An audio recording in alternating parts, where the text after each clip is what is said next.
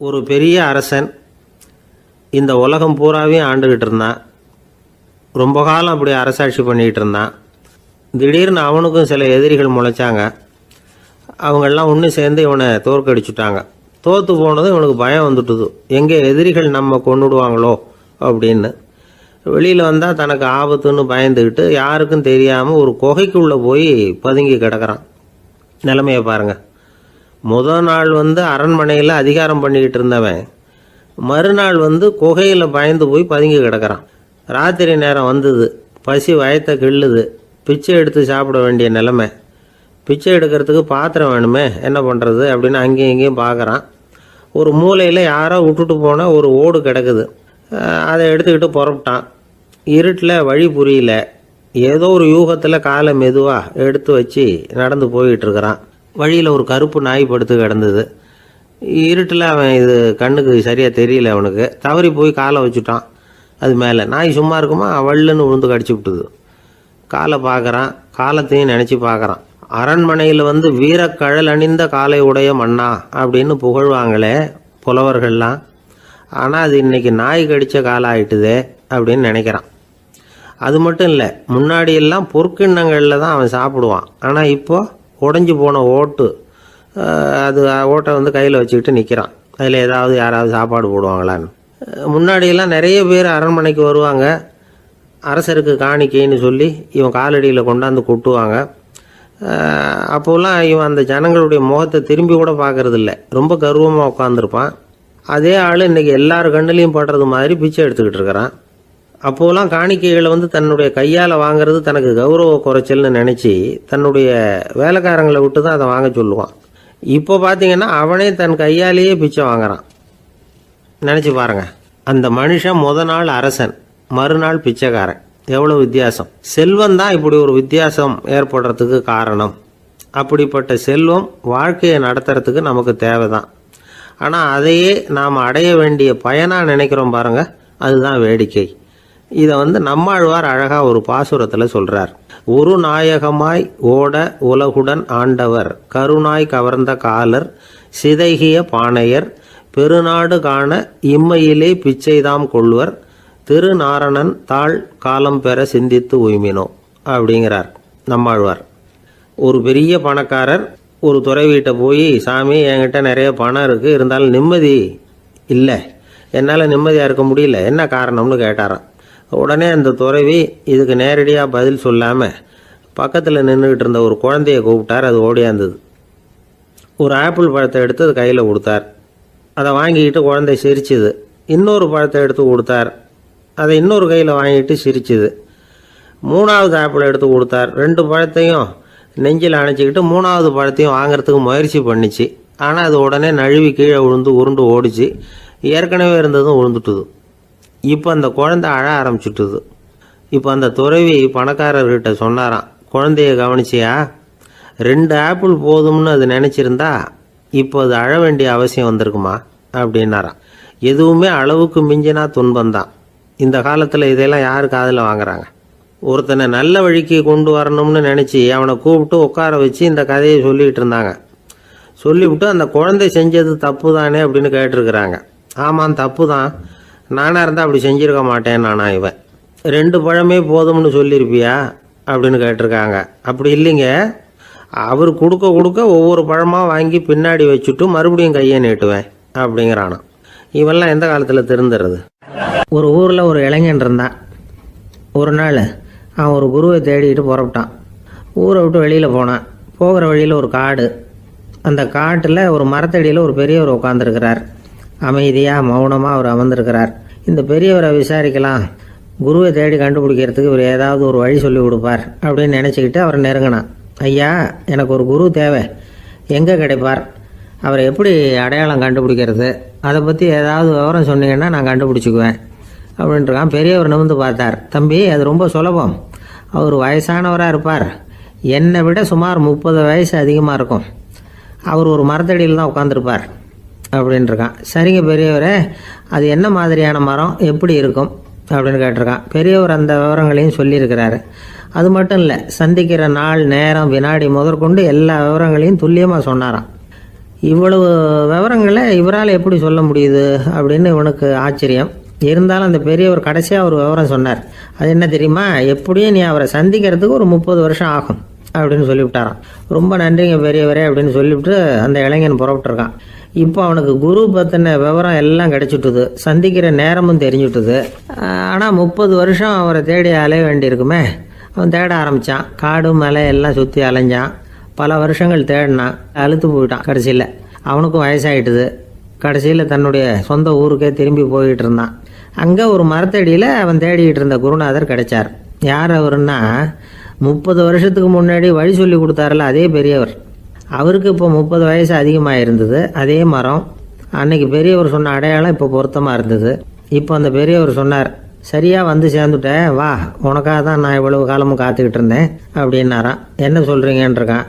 30 வருஷத்துக்கு முன்னாடி என்கிட்ட வந்தியே, அப்போவே என் காலம் வந்து முடிஞ்சு போயிருந்தது. அப்போவே என்ன உனக்கு அடையாளம் தெரியல, அதனால் இவ்வளவு காலம் உனக்காக காத்துட்டு இருக்கும்படி ஆயிட்டுது அப்படின்னாராம்.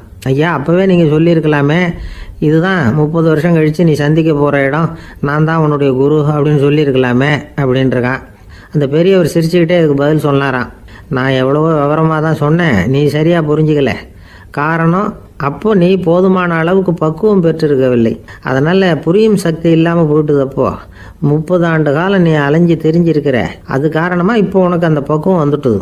அதனால தான் அடையாளம் காண முடிஞ்சது, நானே உன்னுடைய குரு அப்படின்னாராம். இதுலேருந்து என்ன தெரியுதுன்னா, ஆன்மீகத்தில் மாணவனாக சேர்றதுக்கு கூட ஒரு பக்குவத்தன்மை தேவைப்படுது.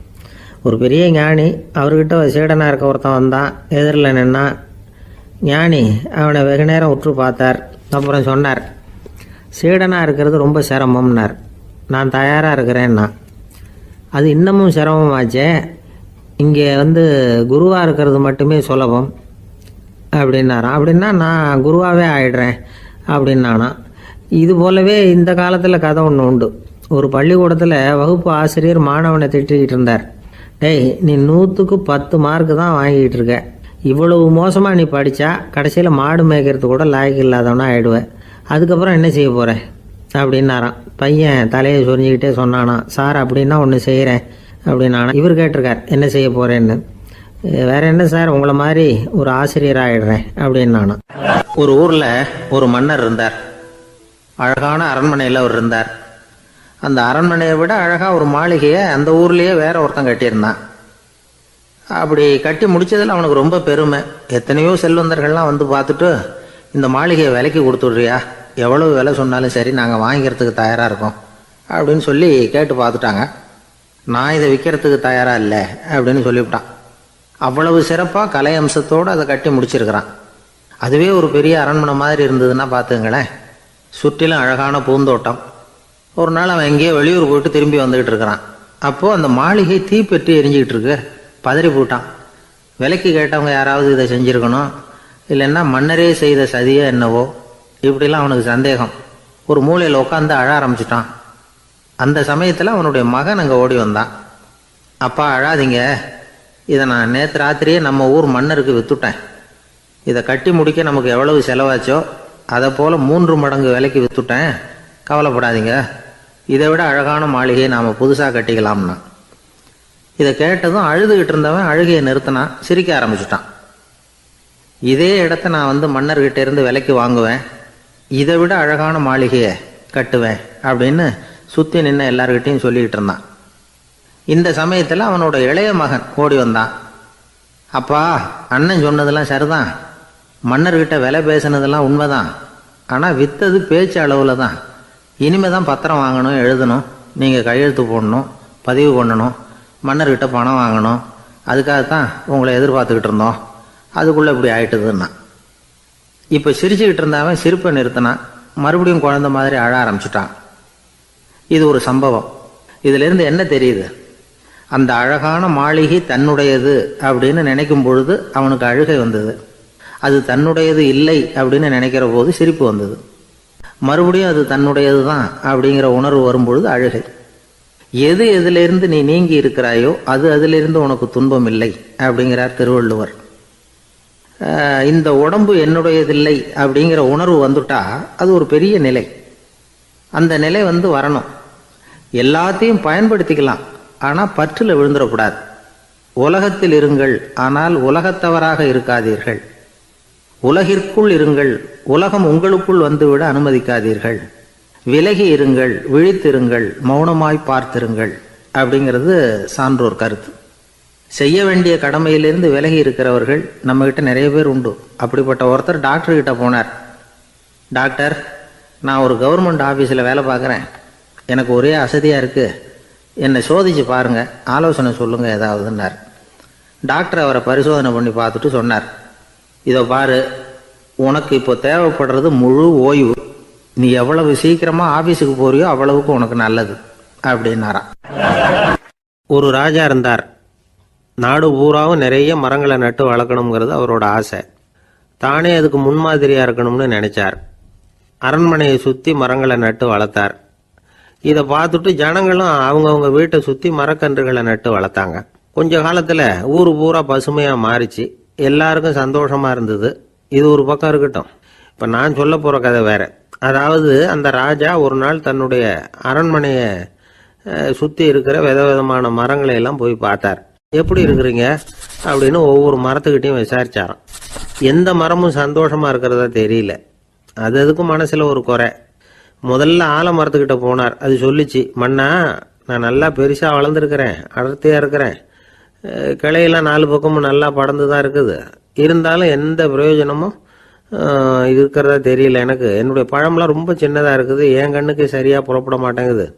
நான் இருக்கிற சைஸுக்கு என்னுடைய கிளையில் இருக்கிற பழம்லாம் எவ்வளவு பெருசாக இருக்கணும், அது இத்தனூண்டு இருக்கிறது எனக்கு பெரிய அவமானமாக இருக்குது. இப்படி இங்கே நின்றுக்கிட்டு இருக்கிறதே ரொம்ப கூச்சமாக இருக்குது. ஒரு நல்ல புயல் வந்ததுன்னா பேசாமல் சாஞ்சு விடலாமான்னு பார்க்குறேன் அப்படின்னு புலம்புது ஆலமரம். சரி இருக்கட்டும்னு நினச்சிக்கிட்டு ராஜா அடுத்தபடியாக ஒரு அத்தி மரத்துக்கிட்ட போனார். அதுவும் புலம்ப ஆரம்பிச்சுட்டுது. நான் கூட பெரிய மரம் தான், இல்லை இலையெல்லாம் அழகாக தான் இருக்குது, பழம் அழகாக இருக்குது, இருந்தாலும் உள்ள விஷயம் இல்லையே, அத்தி பழத்தை புட்டு பார்த்தா அத்தனையும் சொத்தை அப்படின்னு பழமொழியே உண்டாயிட்டுதே, இப்படி ஒரு கெட்ட பேரோட நான் இருக்கணுமா அப்படின்னு புலம்புது அது. சரி இது இருக்கட்டும் அப்படின்னு சொல்லி அடுத்தபடியாக வேப்ப மரத்துக்கிட்ட போனார். அது தன்னுடைய வேதனையை வெளியிட்டது. எனக்கு எவ்வளவோ மருத்துவ குணங்கள்லாம் இருக்கிறதா சொல்லிக்கிறாங்க, இருந்தாலும் என்ன பிரயோஜனம், என்னுடைய பழத்தை மனிதர்கள் யாரும் விரும்பி சாப்பிட்றது இல்லையே அப்படின்னுது. ராஜா அடுத்தாப்புல இருந்து ஒரு பனை மரத்துக்கிட்ட போனார். நான் நல்லா உயரமாக தான் வளர்ந்துருக்கிறேன், மற்ற மரங்கள்லாம் என்னை அண்ணாந்து தான் பார்க்கணும், இருந்தாலும் என்கிட்ட நிழலுக்காக யாரும் ஒதுங்கிறது இல்லையே அப்படின்னுது. என்ன இது, எல்லா மரமும் இப்படி திருப்தி இல்லாமல் இருந்துகிட்டு இருக்குதே அப்படின்னு நினச்சிக்கிட்டே ராஜா அடுத்தபடியாக அங்கே இருந்த ஒரு பைன் மரத்துக்கிட்ட போனார். அழகாக உயரமாக பசுமையாக தான் இருந்தது, ஆனால் பழமோ பூவோ கிடையாது. அதை நினச்சி அது வருத்தப்பட்டுக்கிட்டு இருக்குது. ஓக் மரம் அது ஒன்று நின்றுட்டு இருந்தது. அது என்ன சொல்லிச்சுன்னா, இலையுதிர் காலத்தில் என் மேலே இருக்கிற எல்லா இலைகளும் உதிர்ந்து போடுது, முடி கொட்டின மனிதர்கள் மாதிரி மொட்டையாக நான் நிற்க வேண்டி இருக்குது, என்ன வாழ்க்கை இது அப்படின்னு சொல்லி அழுத்துக்கிட்டது. சரி புளிய மரம் என்ன சொல்லுது பார்ப்போம்னு அதுகிட்ட போனால், என்னுடைய நிழலில் யாருமே தங்க மாட்டாங்க, உடம்புக்கு சூடுன்னு ஒதுங்கி போயிடுவாங்க, அடிமரத்தை பார்த்தீங்கன்னா பட்டையெல்லாம் உறிஞ்சி பார்க்கறதுக்கே கேவலமாக இருப்பேன் அப்படின்னுது அது. முருங்கை மரம் என்ன சொல்லிச்சு தெரியுமா, என்னுடைய இலை காயெல்லாம் சாப்பிட்றவங்களுக்கு சத்து கொடுக்கறது வாசம்தான், ஆனால் என் உடம்புல சத்தே கிடையாது, கொஞ்சம் வேகமாக காற்று அடிச்சதுன்னா முறிஞ்சி விழுந்துடுறேன், என்ன வாழ்க்கை இது அப்படின்னு சொல்லி அது வருத்தப்பட்டது. ராஜா யோசனை பண்ணார், என்ன இது மரங்கள் பூமியின் வரங்கள்னு சொல்கிறோம், மழை பெய்யறதுக்கு அதுதான் காரணம், பூமி செழிப்பாக இருக்கிறதுக்கும் அதுதான் காரணம், வீடு கட்டுறதுக்கு மரம், நாற்காலி செய்ய உபயோகப்படுத்துறதுக்கும் அதுதான் உபயோகப்படுது, மனுஷனுக்கு வேண்டிய ஆகாரங்களையும் கொடுக்குது, இப்படிலாம் இருந்தும் எல்லா மரமும் நிம்மதி இல்லாமல் இருந்துக்கிட்டு இருக்குதே அப்படின்னு நினைச்சார். அப்போ அங்கே இருந்த ஒரு மகிழ மரம் அவர் கண்ணில் பட்டுது. அந்த மரம் மட்டும் கொஞ்சம் நிம்மதியாக மகிழ்ச்சியாக இருக்கிறது மாதிரி தெரிஞ்சுது. உடனே ராஜா அதுகிட்ட போனார். உனக்கு மனசில் எதுவும் குறை இல்லையான்னு கேட்டார். இல்லை, நான் சந்தோஷமாக தான் இருக்கேன்னு அந்த மகிழ மரம். அப்படியான்னு ஆச்சரியமாக கேட்டார் ராஜா. ஆமாம் மன்னா, இந்த இடத்துல நீங்கள் ஒரு முருங்கை மரத்தையோ வேப்ப மரத்தையோ கூட நட்டிருக்கலாம், ஆனால் இந்த இடத்துல நடுறதுக்கு என்ன தேர்ந்தெடுத்துருக்குறீங்க, அதுவே எனக்கு பெருமை, அதுவே எனக்கு திருப்தி அப்படின்னு தான் மகிழ மரம்.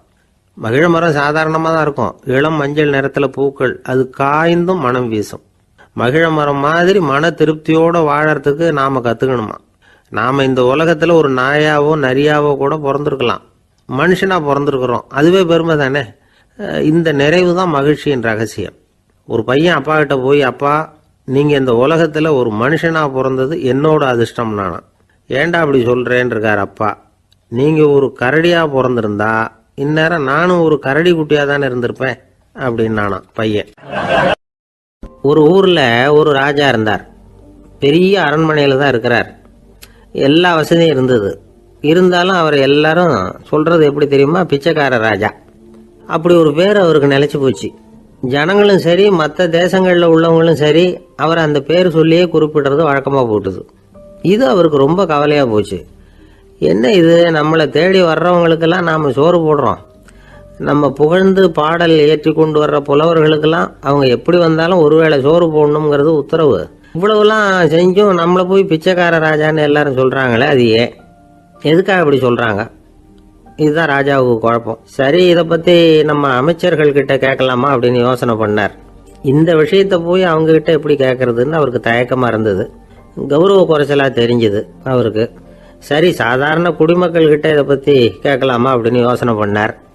கேட்கலாம், ஆனால் அவங்க யாரும் ராஜா முன்னாடி வந்து நின்று தைரியமாக பேசக்கூடிய அளவுக்கு இல்லை.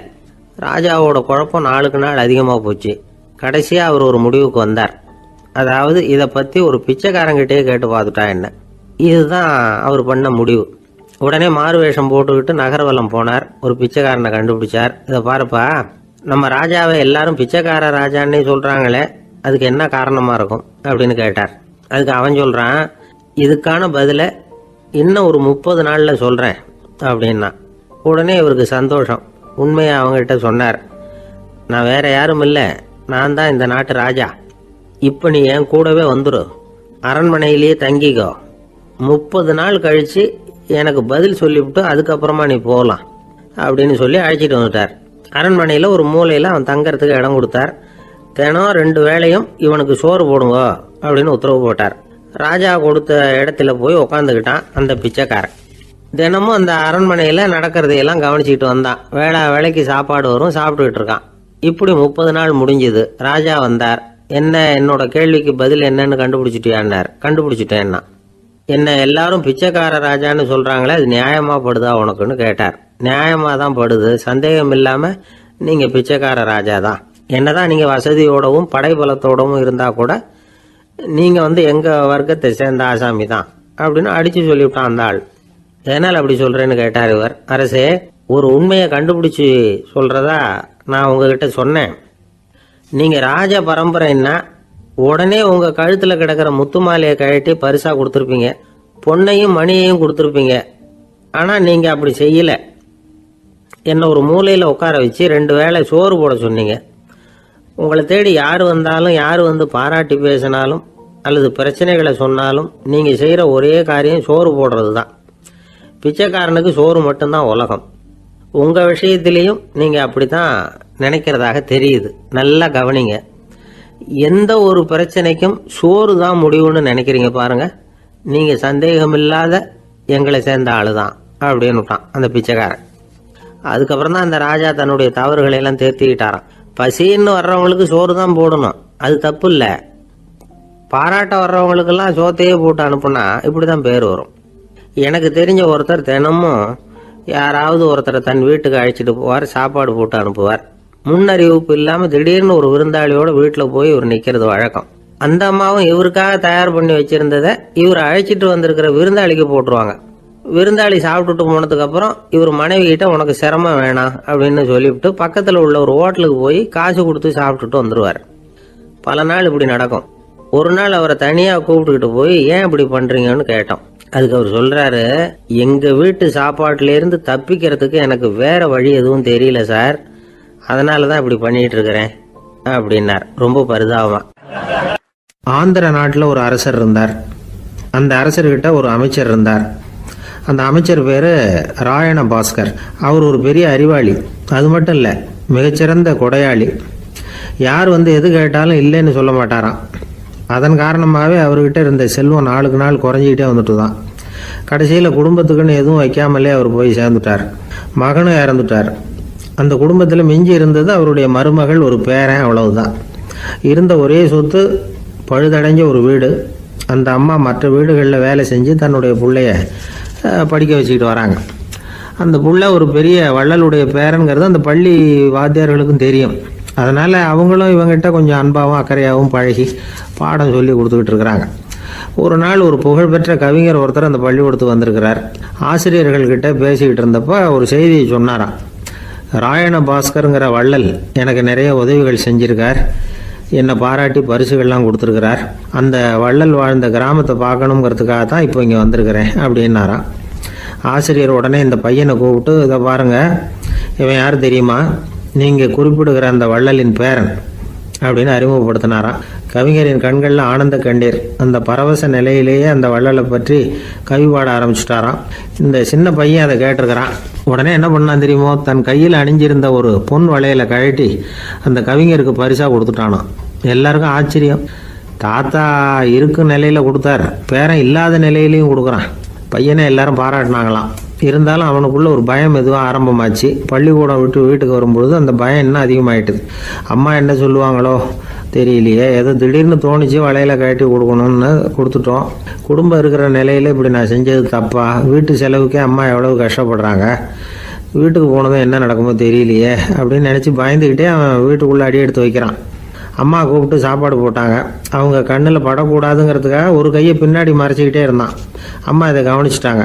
ஏய், உன் கையை ஏன் அப்படி வச்சிருக்கிற, உன் கைக்கு என்னாச்சு, ஏதாவது அடிபட்டு போச்சா அப்படின்னு கேட்டுக்கிட்டே கையை எடுத்து பார்க்குறாங்க. வளையல காணலை. வளையல் எங்கே அப்படின்னு கேட்குறாங்க.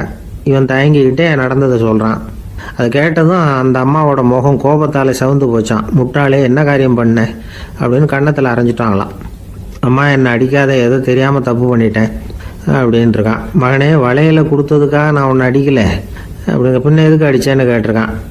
உன் பாட்டனார் ஒரு பெரிய வள்ளல், அவர் எதையும் பாதி வேலையை செய்யறதில்ல, அவருடைய பேரை நீ அரைகுறை வேலை செஞ்சுட்டு வந்திருக்கிற அப்படின்னாங்களாம். என்னம்மா சொல்கிறேன்ருக்கான். நீ ஒரே ஒரு வளையலை மட்டும்தானே கட்டி கொடுத்துருக்குற, கொடுக்கறதா இருந்தால் ரெண்டையும் சேர்த்துல கொடுத்துருக்கணும், அதுதானே உங்கள் தாத்தாவுக்கு பெருமை அப்படின்னாங்களாம்.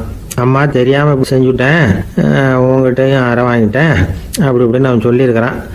இப்போ அம்மா கொஞ்சம் இருங்க, அந்த கவிஞர் இன்னைக்கு நம்ம ஊரில் தான் தங்கியிருப்பார், நாளைக்கு காலையில் தான் அவர் எங்கே இருக்காருன்னு விசாரித்து இன்னொரு வளையலையும் கொடுத்துட்றேன் அப்படின்ட்டுருக்கான். மகனே, நல்ல செயல்களையெல்லாம் நாளைக்குன்னு ஒத்தி போடாத, நாளைக்கு என்ன நடக்குங்கிறது யாருக்கு தெரியும், இப்போவே போ, எங்கே இருக்காருன்னு பாரு அப்படின்ட்டுருக்காங்க. மகன் புறப்பட்டான். பள்ளி ஆசிரியர்கிட்ட போய் கேட்டானா அந்த கவிஞர் எங்கே இருக்காருன்னு. அவர் சொன்னாராம். உடனே போய் அவர் இருக்கிற இடத்துல கதவை தட்டியிருக்கான். ராத்திரி நேரத்தில் இவனை கண்டதும் அவருக்கு ரொம்ப ஆச்சரியம். இவன் இன்னொரு கை வளையலையும் எடுத்து நீட்டியிருக்கான். அவர் திகைச்சு போய் நிற்கிறார். அவரால் என்ன பண்ணுறதுன்னே தெரியல. ஆனந்த கண்ணீர். இது பெரியவர்கள் கூற கேட்ட ஒரு வரலாறு. இன்னைக்கு இப்படிப்பட்டவங்களை பார்க்க முடியுமா? வறுமை வள்ளல் தன்மையை ஒன்று செய்து விடாதுங்கிறதுக்கு இது ஒரு உதாரணம். ஒருத்தன் இன்னொருத்தனை பார்த்து கேட்டானா, எங்கள் தாத்தா உங்கள் தாத்தாவுக்கு 100 ரூபா கடன் கொடுத்துருக்கிறார், அதை எப்போ திருப்பி கொடுக்க போகிறேன்னு. கவலைப்படாத, எங்கள் பேரன் அதை உங்கள் பேரன்ட்ட திருப்பி கொடுத்துருவான் அப்படின்னு நானா அவன். ஒரு ஊரில் ஒரு மன்னன் இருந்தான், கொடுங்கோல் மன்னன். நிறைய தொந்தரவு பண்ணிக்கிட்டு இருந்தான். அவன் ஒரு தடவை என்ன பண்ணான் தெரியுமா? ஒரு தப்பும் பண்ணாத ஒரு இளைஞனை பிடிச்சி ஜெயிலில் அடைச்சுட்டான். அந்த பையனோட சொந்தக்காரங்கள்லாம் ராஜா கிட்ட போனாங்க. அவன் ஒரு தவறும் பண்ணலை, அவனை விடுதலை பண்ணுங்க அப்படின்னு கெஞ்சி கேட்டுக்கிட்டாங்க. மன்னன் யோசனை பண்ணான். அந்த இளைஞனை கூப்பிட்டுக்கிட்டு வர சொன்னான். அவனை கொண்டாந்து ராஜா முன்னாடி நிறுத்தினாங்க. இதை பாருப்பா, உன்னை நான் விடுதலை பண்ணுவேன், ஆனால் ஒரு கண்டிஷன், அந்த நிபந்தனையை நீ நிறைவேற்றினா உனக்கு விடுதலை அப்படின்னா மன்னன். சரின்னு ஒத்துக்கிட்டான் பையன். மன்னன் கண்டிஷன் என்னங்கிறத சொன்னான். உங்ககிட்ட ஒரு செம்மறி ஆட்டை கொடுக்க போகிறேன், 1 மாதத்துக்கு அதுக்கு தேவையான தீனியையும் கொடுக்க போகிறேன். 1 மாதம் கழித்து அந்த ஆட்டை எடை போட்டு பார்ப்பேன். அந்த ஆட்டின் எடை கொஞ்சம் கூட கூடி இருக்கக்கூடாது.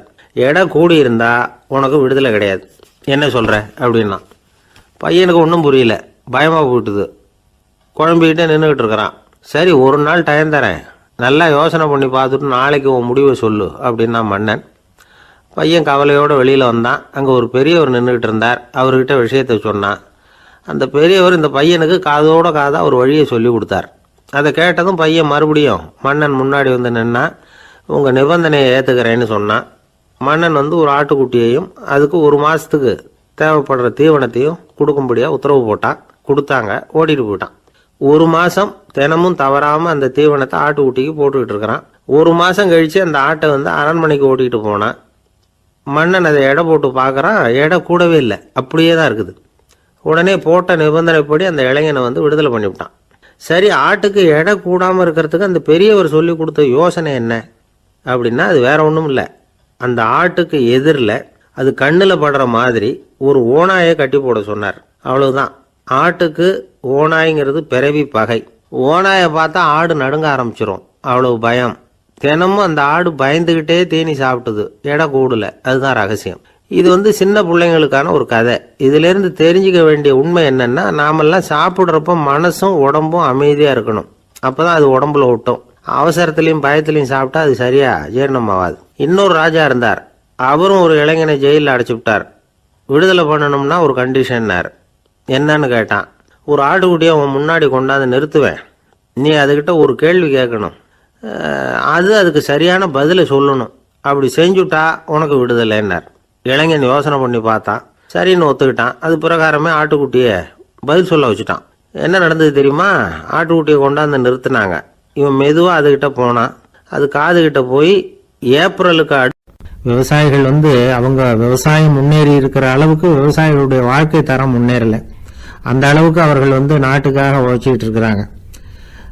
அந்த காலத்திலே அதை பற்றி ஒரு கதை சொல்றது உண்டு. ஒரு வயசான ஆள் நிலத்தில் ஏறு ஊதுகிட்டு இருந்தாராம்.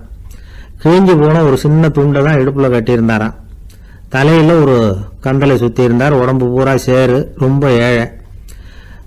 ஏறு ஓட்டிகிட்டு இருக்கிறவர் வேற எப்படி இருப்பார்? இருந்தாலும் அந்த ஆள் ரொம்ப ஜாலியாக பாட்டு பாடிக்கிட்டே ஏறு ஊதுகிட்டு இருந்தாராம். உடம்புல தான் அவர் ஏழையை தவிர மனசில் ஒரு ஏழையா தெரியல. அந்த சமயத்தில் அந்த நாட்டு ராஜா அந்த பக்கமாக குதிரை மேலே வந்தாராம். வேட்டைக்கு போயிட்டு பரிவாரங்களோட திரும்பி வந்துகிட்டு இருக்கிறார். ரொம்ப செல்வ செழிப்புல இருக்கிற ராஜா அவர். அவரு இந்த வயசான விவசாயியை பார்த்திருக்கார். இந்த ஆள் ரொம்ப ஏழைங்கிறது அவர் பார்த்தாவே பளிச்சுன்னு தெரியுது. கட்டிக்கிறதுக்கு நல்ல துணி இல்லை, உடம்போ இழைச்சி போயிருக்குது, வயிறு முதுகுல போய் ஒட்டிக்கிட்டு இருக்கு, கண்ணு குழு விழுந்து போயிருக்குது. ஆனாலும் முகத்தை பார்த்தா சந்தோஷமா இருக்கிற மாதிரி இருக்கு. இவ்வளவு உற்சாகமா பாடிக்கிட்டு இருக்கிறாரே அப்படின்னு ஆச்சரியமா நினைச்சு பார்த்தார் அந்த ராஜா. சரி, அவர்கிட்ட கொஞ்சம் பேச்சு கொடுத்து பார்க்கலாம் அப்படின்னு முடிவு பண்ணார். ஐயா பெரியவரே, இப்படி கொஞ்சம் வர முடியுமான்னாராம். பொழுது போறதுக்குள்ள நான் இந்த வயல் பூரா உழவு ஓட்டி ஆகணும், அதனால பேசுறதுக்கு நேரம் இல்லை அப்படின்னாராம் அந்த பெரியவர். என்ன அவ்வளவு அவசரமா? மீதி இருந்தா நாளைக்கு ஊதுவப்படாதா? அது சரி, உனக்கு எத்தனை ஏக்கர் நிலம் இருக்கு அப்படின்னு விசாரிச்சிருக்கார் ராஜா. எனக்குன்னு சொந்தமா உள்ளங்கை அளவு கூட நிலம் கிடையாது. இது எங்க முதலாளியோட நிலம். இதை பூராவும் ஊது முடிச்சாதான் அவர் கூலி கொடுப்பார். நான் கூலிக்கு ஊதுகிட்டு இருக்கிறேன்.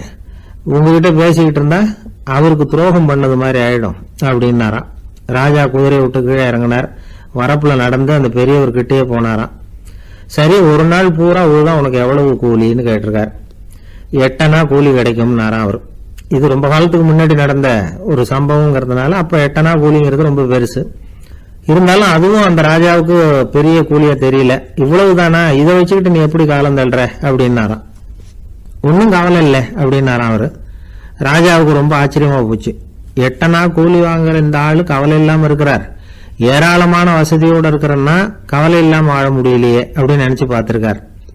அது சரி, 8 அணாவில் எப்படி குடும்பம் நடத்துற அப்படின்னு கேட்டாராம். எனக்கு கிடைக்கிற 8 அணாவில் 2 அணா குடும்பத்துக்கு செலவழிக்கிறேன், 2 அணா பழைய கடனுக்கு கொடுக்குறேன், 2 அணா தர்மம் செய்யறேன், 2 அணா வட்டிக்கு கொடுக்குறேன், ஒரு குறையும் இல்லைன்னாராம். ராஜாவுக்கு ஒன்றும் புரியல. எனக்கு ஒன்றும் புரியலேன்னு இருக்காரு. ஐயா, எனக்கும் என் மனைவிக்கும் 2 அணா செலவாகுது. வயசான அம்மா அப்பா இருக்கிறாங்க, சின்ன வயசுல என்னை காப்பாத்தினவங்க அவங்க. அந்த கடனுக்கு 2 அணா செலவாகுது, அது பழைய கடன். என் தங்கச்சி ஒருத்தி ஆதரவு இல்லாத நிலைமையில தன்னுடைய மகனோட என் வீட்டுல இருக்கிறா. அவளுக்கும் அவள் மகனுக்கும் 2 அணா செலவு பண்றேன், அது தர்மம். எனக்கு 2 பிள்ளைங்க இருக்கிறாங்க, அவங்களுக்கு 2 அணா செலவு பண்றேன், அது வட்டிக்கு கொடுக்கறது மாதிரி. பிற்காலத்துல அவங்க எங்களை காப்பாத்துவாங்க. அந்த வகையில நான் திருப்தியோட வாழ்ந்துட்டு இருக்கிறேன் அப்படின்னாராம்.